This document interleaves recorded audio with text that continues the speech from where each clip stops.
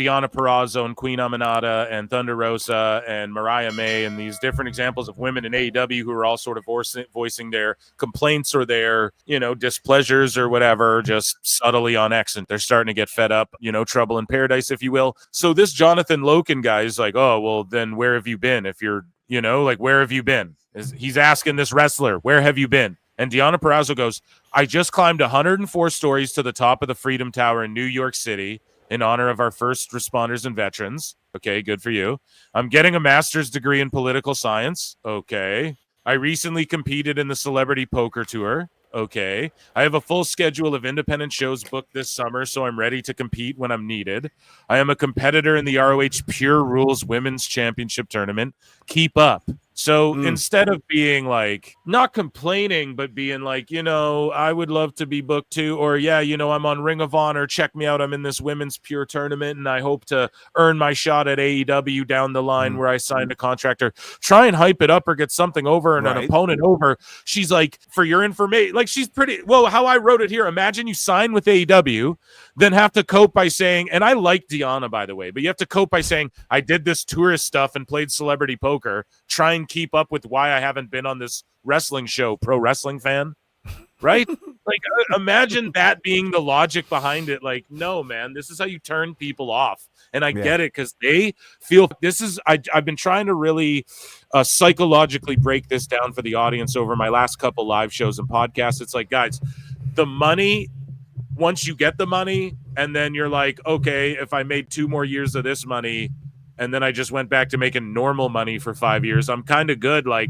the money's not everything. At some point, like Chris Jericho, the reason he'll go back to WWE, I'll tell you why, because he is rich already. So if he gets 1 million instead of 4 million a year or whatever, and he stops being asked in airports, like Conan said, hey, when are you coming back to wrestling? That's better for him. If Fozzy gets a third wind now, I guess, in their career, because their ticket sales are, and they're canceling shows, and or his imagine the Jericho cruise with WWE and TNA and AAA wrestlers on it, and how you'd get the 6C or whatever. What is it? The 7th show? Talk about a 7th win under that sail. You know what I mean, dude? So yeah, that's why wrestlers, the money, eventually it just doesn't mean everything, especially when you're an entertainer, because entertainers have this sick void in their soul where they have to like fill it by getting like like putting their art out there for people to judge them almost. It's a weird sickness. I don't know. I kind of get that high doing this show. Obviously, I'm retarded. I do this wrestling show every week. So a lot of these wrestlers like to, they have an alpha attitude, whether they be female or male. So when they're put on the spot like this is where the social media training really comes into play.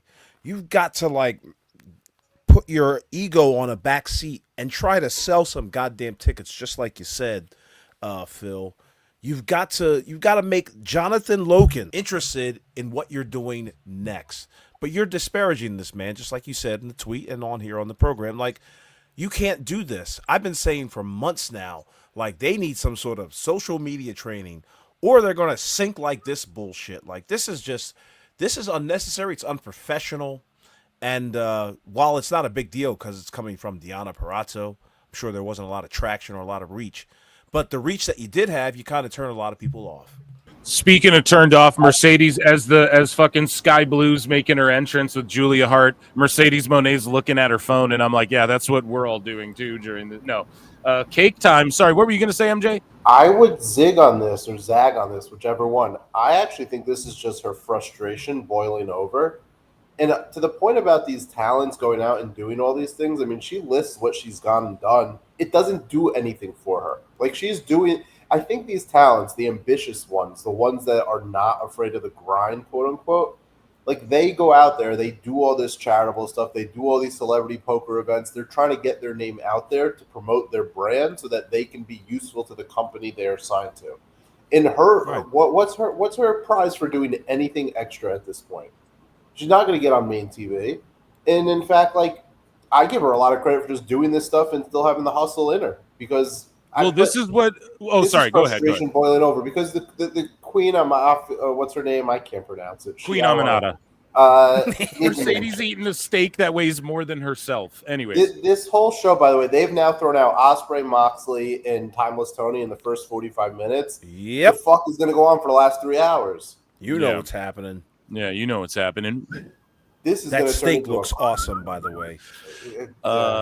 Anyway, back to what you were doing, Phil. Yeah. Well, I was just gonna say, so Taya Valkyrie, Lyra Valkyria, Taya Valkyrie. There you go. Sorry, I just didn't want to fuck them up. So Taya Valkyrie has been doing the same thing. She got paired with Purrazzo, and then people are like, "Where are you wrestling?"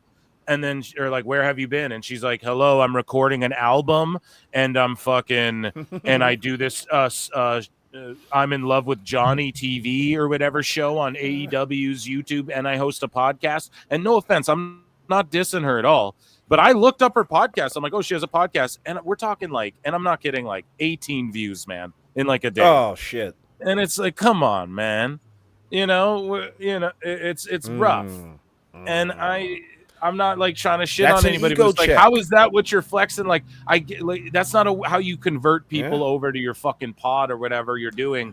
Deonna, you might want to be humble and sit down. And both of them are doing it, and it's weird because they were fucking paired together, then they just disappeared, right? So I think both things can be true. They could be much more humble. They're not winning fans this way. I think frustration is completely boiled over out of that women's division. Oh yeah, love to see it. So this guy here, Juan Carlos, right? And this is a big problem or a big thing, a big story going on in the IWC. And I titled the show as such, Tony Khan begs Sickos to stop gatekeeping. And so Juan Carlos, I have a thread here for you guys, made by myself, actually, okay? So this guy, Renu Smeister, says, lately Fed fans are asking questions about AEW and wanting to watch it. Should we gatekeep this promotion for letting them in? Letting them in. Or let them from in, letting them in. Yeah, this guy's fucking dumb. And then Tony Khan goes, please gatekeep nothing, sir. Please welcome these people to AEW with arms wide open. These people? What do you mean, these people? With arms wide open. Yeah, dude. I fucking screen grab this. Or I see the screen grab floating around and I save it and whatever. And I go, see, Sickos, this is what I've been telling you for years now. Your gatekeepy cringe approach has never aligned with Tony Khan or AEW. Being critical doesn't mean you hate something. And so many people have already been gatekept and said, fuck it, and won't ever try AEW again. I have tried to prevent that shit. And now TK is begging you guys to finally see it this way. He wouldn't be on TV if he didn't care about TV ratings. He wouldn't run large venues if he didn't care about attendances. I'm glad he finally said something. What are your initial thoughts? Well, actually, let me read you some fan backlash. So recently, I've been collecting these. This guy, AEW Cero Miedo, saying, just don't watch the AEW buy-in. It's fine, in my opinion. Great value for your money. I'd rather have more wrestling for my money than advertisements and constant recaps. So this guy's saying, don't watch their fucking buy-in show. Don't watch AEW. Just watch the pay-per-views then if it's too much wrestling. This guy here says, but it's pro wrestling. If one dies, and he was talking about AEW here in context. So if AEW dies, there's other companies and indies you can go watch. None of that shit matters to me as a fan. I'm not making money from it. I don't care about their ratings or attendance numbers. If I'm able to go, I'm a go. I don't care about ratings or sales. Here's another one. Abaddon's out of AEW, not re-signing. Meh, time for new blood. Praying Rosemary joins AEW in the next couple years. The vibe would slay. This guy here, if you ever find a Fed fan trying to go from Fed fan to AEW fan, always sent them far fucking away. Yeah, well, we need to send you to fucking English school, buddy. That's the type of people that fantasy books The Miz and AEW, the Outrunners as tag champs, and say shit like Ospreay is a bad wrestler, and them AEW WWE fans the fuck out of dub fuck or something. I don't even know what this guy's saying, but all I'm getting at here, I have some responses as well. I've just said shit like, these people don't care about AEW. I'll just summate it here for the show. These people should just YouTube search wrestling move highlights and just watch that then, because they don't care about AEW. And as I preached from the mountaintops this entire time, You wouldn't be on TV if you didn't care about TV ratings. He would just run an indie fed in a gym. He just owned PWG and do that. But he wants to sell pay-per-views or he wouldn't have fucking pay-per-views. Do you guys get it? It's just really that simple. A wrestling promotion's job is to promote, son. Okay? So that's how it fucking works. I want your thoughts on all of this, Awful and MJ. Some might say that I went a little too far in my research into sicko culture. But Phil, you'll remember I came on here and flagged this as some of my key findings. There are so many people in this IWC sphere that do not actually care about AEW. They do not support AEW. They do not spend money on AEW. They will conveniently trash AEW as fast as they will celebrate it. And we have proof here. Sorry, MJ. Look at this. So Meltzer was like, all the Google metrics were exceptionally high for Double or Nothing. And then you look it up. What was being searched? The number one thing. Watch AEW Double or Nothing free. The number AEW Double or Nothing stream free. You know? And it's just so funny that it's like these sickos that the sickos that Tony Khan's answering in the middle of a show, changing Mina's fucking song back in the middle of a show. These are the same people who are like, fuck them, just gatekeep them. Sorry, go ahead. No, and that's a great call out, the changing the song because some sickos complained. I'll tell this story back in my peak fandom of AEW. I used to get into it with folks of like, they would trash the women's division. And I'm like, I'm sorry. There are a bunch of new women. There's a bunch of different women. There's a bunch of new styles. Like, this is an alternative. Oh, and they would trash it. And they would talk about not developing talent, not developing this, not the other. They're the same people now that are begging for people to watch and to give AEW women a chance. And it's so comical to me because at the end, what they got is a bunch of WWE cast-offs. And, so the sicko culture here is one of complaining.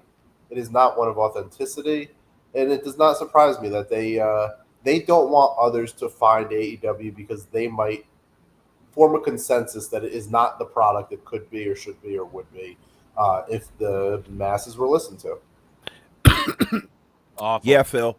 If you remember about a year ago, excuse me, I posed a challenge to anybody out there, all the AEW fans out there, the ones that were rallying behind AEW. I challenged them. I said, show me a ticket stub, put fuck awful on it, and if I can get 20 posts that show that you paid for and actually have seen an AEW event, show that. And I only got one ticket post. God damn it, man. One Telling ticket you, post. man. So I used to challenge for the pay-per-views, so not to cut you off, I used to challenge for the pay-per-views. Some of the biggest sickos out there, and I won't name names here, they admit openly that they do not buy the shows, that they pirate them. Yeah. Which you've uncovered and we've uncovered, and sorry, Awful. Yeah, that's where a lot of them go on the Discords, or some sort of, pirate ship, army matey. And I'm going to be the first one to tell you, I'm one of those pirates. Okay, goddammit. But I only do it, I don't do it often because I don't really watch the pay-per-views. And I think I've said this before. If you watch AEW, you don't have to watch the entire show because within, I'd say, a half hour of the end of the program, you get all the beats on their YouTube clips or on X or on social media. And all the things that they want. Yeah, and it's not even from them. You know what I mean? Like these engagement farming profiles and accounts, they practically show the entire, program. And I've always wondered if that hurts the product or it helps them. I think it hurts them immensely.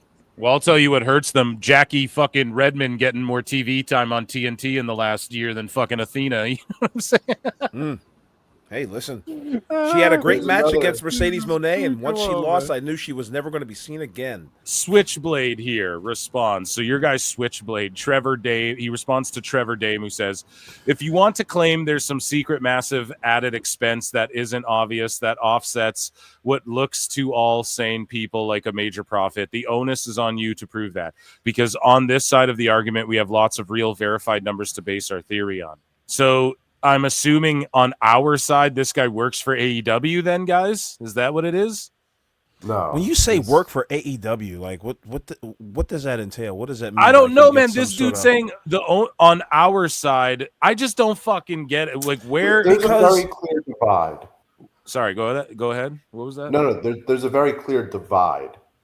Right. There are people that choose to believe AEW's version or propaganda or kayfabeness, and then Right. there's people that are poking holes in it and like trying to say like, okay, come out. So from the which bubble. side is Trevor Dame on? Definitely the kayfabe side. So Switchblade says it's all here. All the secret expenses are covered here. If all things stay the same, they should turn a profit of $14 million, but all things won't stay the same. 3 residency shows this year will offsets the millions they will lose in pay-per-view and gate revenue this year. Yeah, they still got to pay back the video game, don't they? Yeah, I want reactions, man. What do you guys fucking They think? still I have know to pay you got back. something to say about this, MJ. I Well, your have thoughts plenty awful. to You say. go. You Awful well, first. yeah, you go ahead, please. Yeah. Yeah, they're obviously losing money. Don't they have to pay back the goddamn games still? Their pay-per-views are not doing all that hot, from what I'm reading, and it looks like hell, All In is going to look like trash when that's finally on camera. So they're not going to make $14 million in profit. They're not going to make $1 million in profit. They're not going to make $1 in profit. So as long as the storylines, which equal, which bring on the revenue, which bring on ticket sales, which brings on higher, profits, it's just not happening. Sorry. So they've constructed this roster in a way that it is probably maxed and tapped out. But that's a different conversation. As far as making profit, I think what Switchblade is saying here is that if all things were equal from last year, they'd be 14 plus.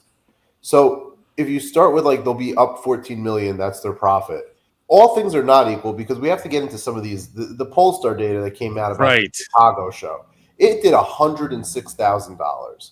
There are pay-per-views that are doing 9,000 people that are doing under $550,000. I mean, gates that are all in for whatever attendance it ends up getting to is going to do less than $3.5 million at the gate, which will be half of last year's, which was already down from the year priors.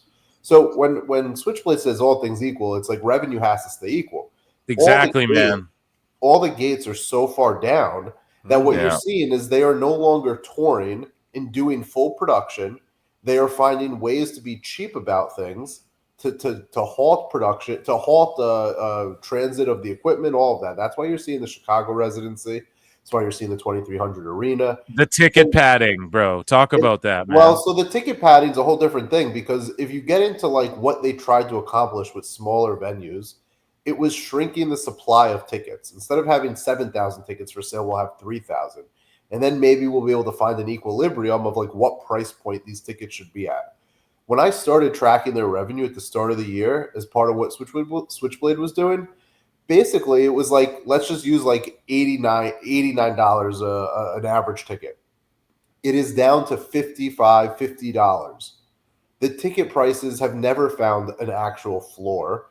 Now you can get into the padding of tickets. They have to give away tickets just to make these smaller venues look reasonable on TV. WrestleTix is estimating distributed tickets. Like distributed means they just hand it out. I mean, they're not sold. And that's what some of the Polestar data revealed today, is that the stuff's not being sold the way it's being talked about. So you have a revenue picture that is quickly, it quickly declined, and it is still continuing to decline. And so you're seeing cost cutting. That's why you're seeing talent let go. That's why, for the first time ever, talent being released or not being renewed, same as WWE. They're doing shortcut measures with the tapings. I'm curious because I don't know what like the winter slate looks like, but they're probably going to end up doing more residencies somewhere. I'd expect Hammerstein again for more than just 3 shows.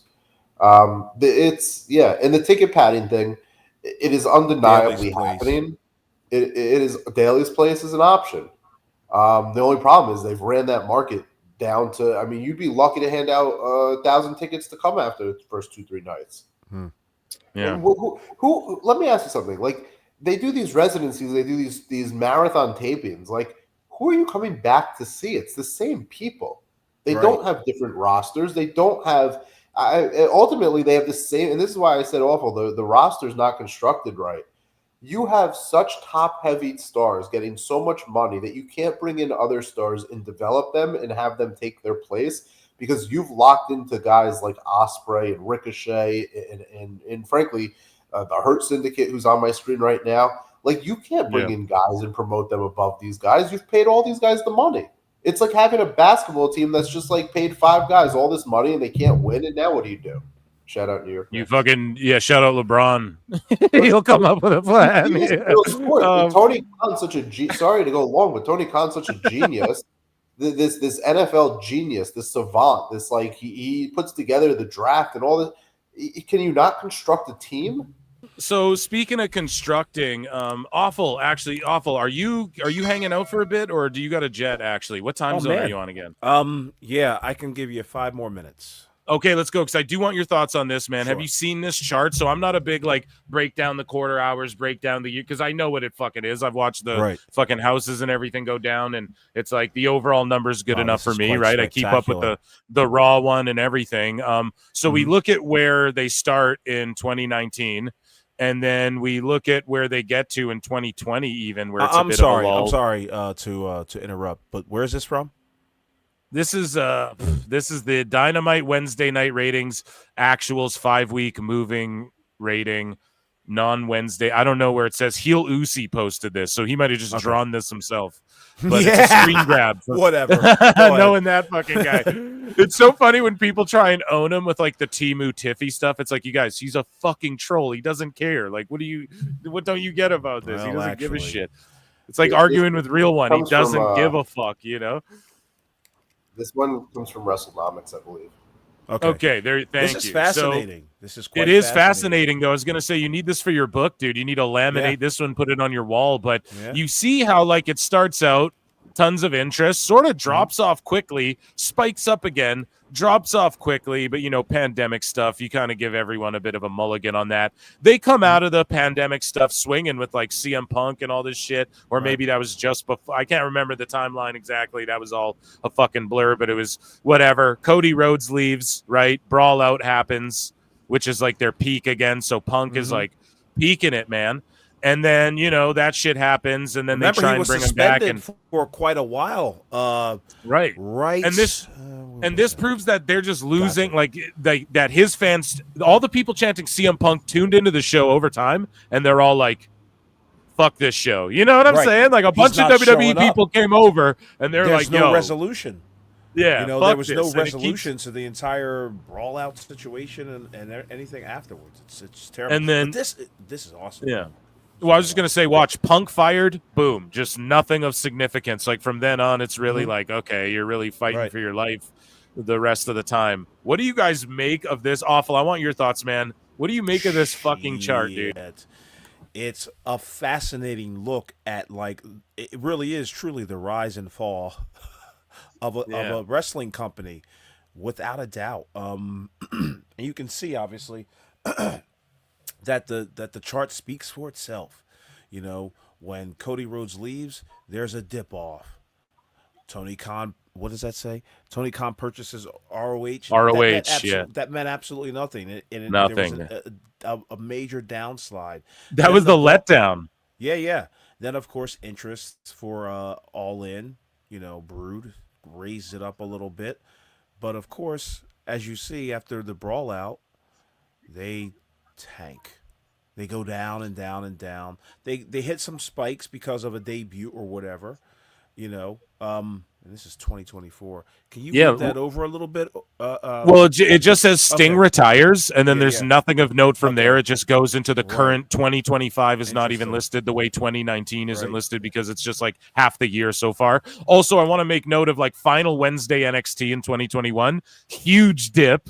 Like huge fucking everyone was like, well, we got to see this. But then look at the massive spikes. You got to think fucking NXT goes away. Then there's this huge spike. And then look at the down again. Everyone checked it out. So they gave it another shot. And then they're like, well, fuck this. And then Punk comes back and they're all like, oh, let's check it out. Well, fuck this, slowly and slowly. It's actually crazy when you look at it. Like, they had it right there. Tony had it right there. You just fucked it all up. This is what we mean by Tony fumbled.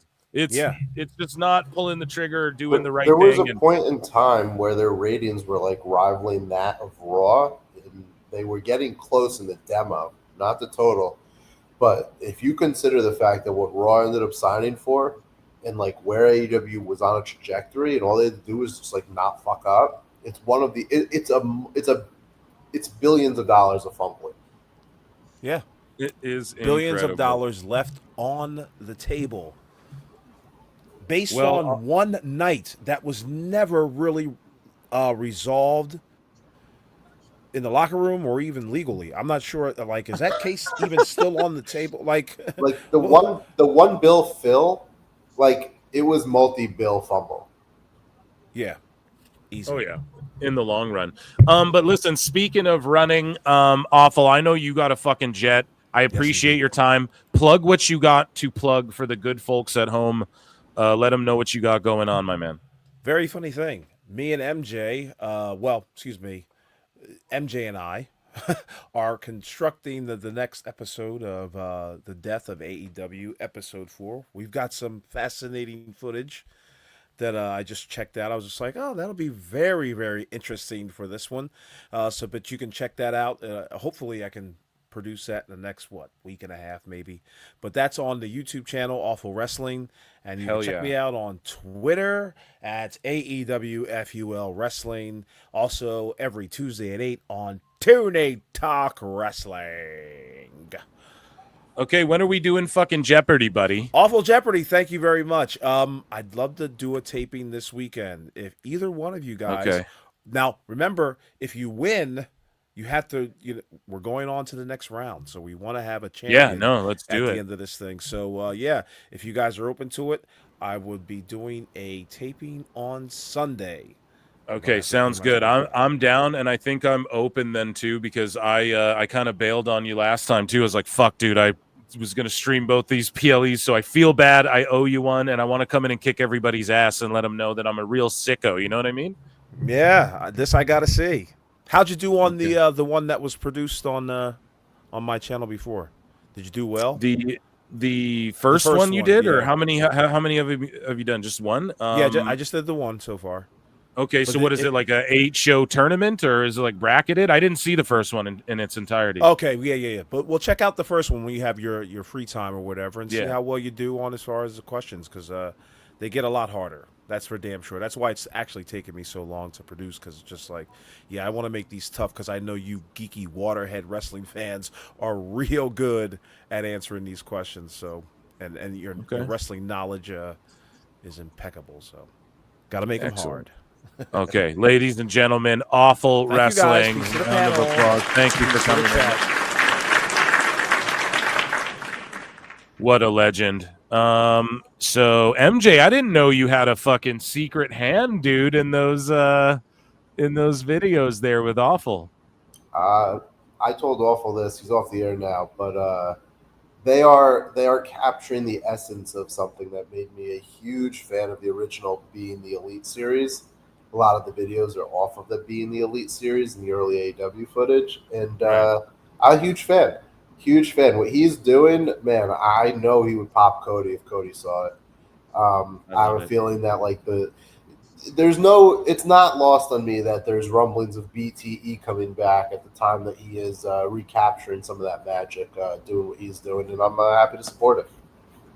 Oh, so yeah, that's the thing. I'm like shitting on that. I'm like, dude, could you imagine a BTE movie? Awful's licking his chops. He's like, well, I fucking hope they're making one, Phil. He's like, I goddamn hope there's one. I have a lot of feelings about the BTE stuff. Like, there's a correlation between the fall off in interest in AEW and their ability to get stars over with Being the Elite disappearing. The movie, I don't know what a movie would be. It's stupid. Just make episodes. This shit was like 40 minutes long anyway. Speaking of podcasters, I admire your commitment to the game and doing the live streams every day, doing the long pay-per-views, PLEs. There was a notable flurry of notable podcasters who announced earlier today that they would not be covering Dynamite tonight. Geez, are you talking about me? I'm over here now. The show's supposed to be tonight, but me and Solomonster, we're over there tomorrow now. Oh.